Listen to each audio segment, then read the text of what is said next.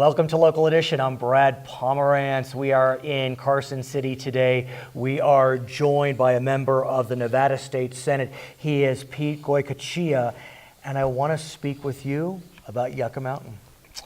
It's a very controversial topic.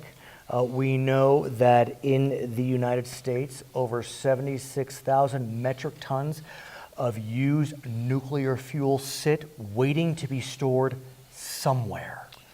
That's correct, and of course there has been a commitment under the act to move and store that. And of course we had the fence fund, the utility fund that clearly, and I don't remember the numbers anymore, but it's a huge fund that is sitting back there that is now fenced, and they're no longer collecting it because they failed to live up to their end of the agreement under the act to move that nuclear waste to Yucca Mountain inside the state of Nevada. Well, Yucca Mountain was a proposed site, and clearly it was the selected site.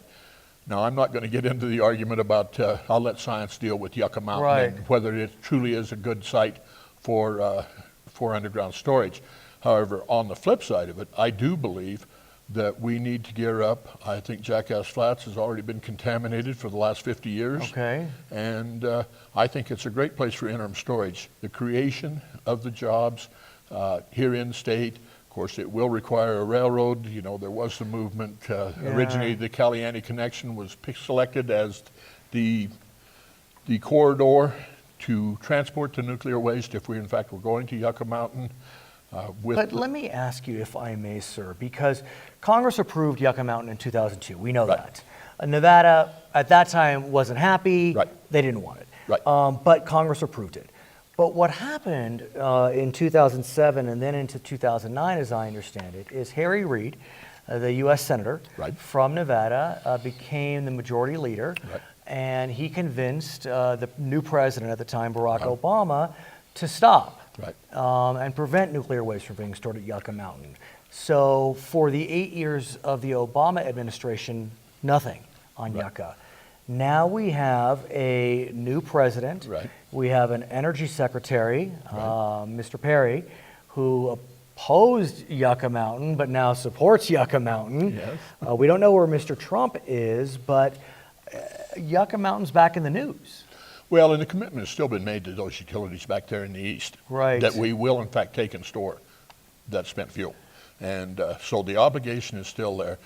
They can open it back up and go into the search again for, and again, Texas and some of these other states are clamoring for the ability. Texas, New Mexico, they're ready to go. They'd love to have the business. I've been to the WHIP project in New Mexico, and I know we were talking about Death Mute County and Texas, you know, the salt, interim storage in the salt there. Clearly at that point it was determined that Yucca Mountain was the most feasible. Again, we've only had nuclear waste for approximately 60 years. So the bottom line is, why don't we accept the nuclear waste interim storage? I'm not even convinced that we need to stick it in the ground and like Yucca Mountain, but we can bolt it on a cask, bring them in on the intermodal canisters, and bring them in on the rail. It's going to require we build a rail system. We'll talk about rail in a second, but I do want to talk about the governor. Because the governor, Brian Sandoval, a Republican, has said, let me read his quote, regarding nuclear waste, let me make my position clear. For the remainder of my term, get ready, I will vigorously fight the storage of high-level nuclear waste in Nevada. That was the State of the State address recently. No, I you're there, you know. Yeah, you were there. Yes, I was there. You were there. And you know, like I say, I was county commissioner for 16 years before I came to the Assembly, which I spent 10 years there, and now I'm a second term in the Senate. And I was very involved with the affected units of local government. We looked at all the transportation corridors. We looked at a lot of the issues that are out there.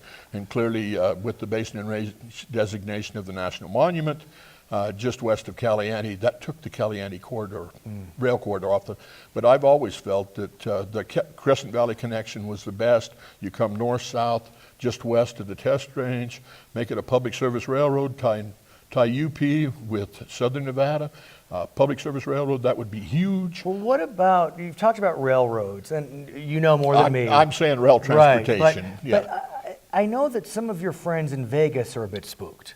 Because they feel as if that the nuclear spent fuel would need to go through Vegas. And in fact, here's an interesting fun fact I read.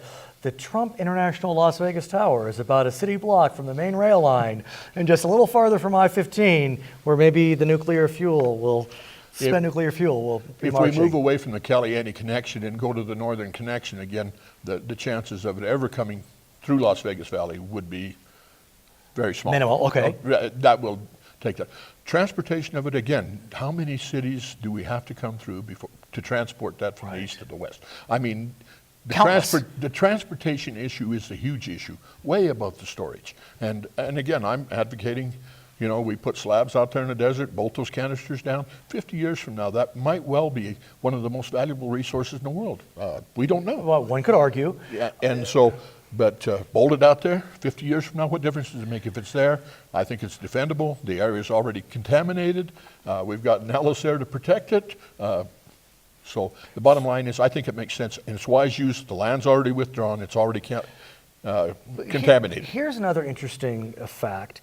I understand about $15 billion has already been spent on Yucca Mountain. If Yucca Mountain is brought to complete fruition in terms of the plans for the spent nuclear fuel, the total cost would be $100 billion.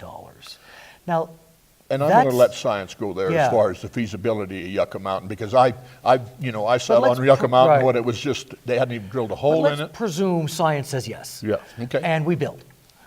$85 billion more dollars into Nevada's economy? I don't know. I mean, I'm not talking about the safety of nukes, but $85 billion. Huge. That's a lot of money. Yes. That's a lot of jobs. Well, and I think, you know, again, the rail transportation, even to get that stuff there, is going to be huge. It'll be 20 years building a rail corridor. Right. And so... You're not going to truck transport it. Right. So does that play into the calculation? Well, it does in my mind. I think it could be a huge benefit for the state of Nevada, and then the federal government lives up to its promise. So let's, for argument's sake, presume that Mr. Sandoval finishes his term, a new governor comes in who's not opposed to Yucca. Let's just, for argument's sake. Yeah, Mr. Trump's still president, and he's still willing to look at Yucca. Are the advocates of Yucca ready to jump? Because, you know, timing's everything. Well, I represent most of the rural counties, and again, those rural counties are struggling, and most of them look at it. Do you represent Yucca Mountain? Yes, I do. Okay, so I mean, we're speaking to the man who represents Yucca Mountain. I have all the eastern side of the state. No, but I think it's important. And so, well, what do your constituents say? You're talking to people day in and day out that would be impacted if Yucca Mountain opens. I believe the majority of people, especially in the Pahrump area, which is also in my district, they are clearly advocates. They're on board. Yeah, Nye County wants to see it happen. Of course, for Nye County, it would be a huge revenue producer. And right now, they're struggling even to make ends meet. And of course, I've been so long in local government, I kind of tend to lean that way. No, but you know from what you speak. Like you said, local government, you represent the area. So where do the advocates of Yucca go from here? Because this is a moment in time. It's hard to deny that if it's going to happen, the next 4 years are probably critical. Well, and you would have to, all you have to do is amend the act and allow for interim storage. The 2002 Act? From the Congressional Act from 2002? Right. You have to amend the act because clearly it doesn't, in the act today, it doesn't allow for interim storage to be on the same state as underground, as full storage. You amend the act, we just go, like I say, we look at interim storage and let science work on Yucca Mountain. I don't believe in my own mind that Yucca Mountain will ever be found truly feasible. You know, like I say, I was on that hill before they had a hole in it. I took the train ride through the mountain since they bored it. It's kind of loose. There's some faulting. Okay, we'll see. Yeah. His name is Goicoechea. He is a member of the Nevada State Senate representing a huge district in eastern Nevada. I'm Brad Paul.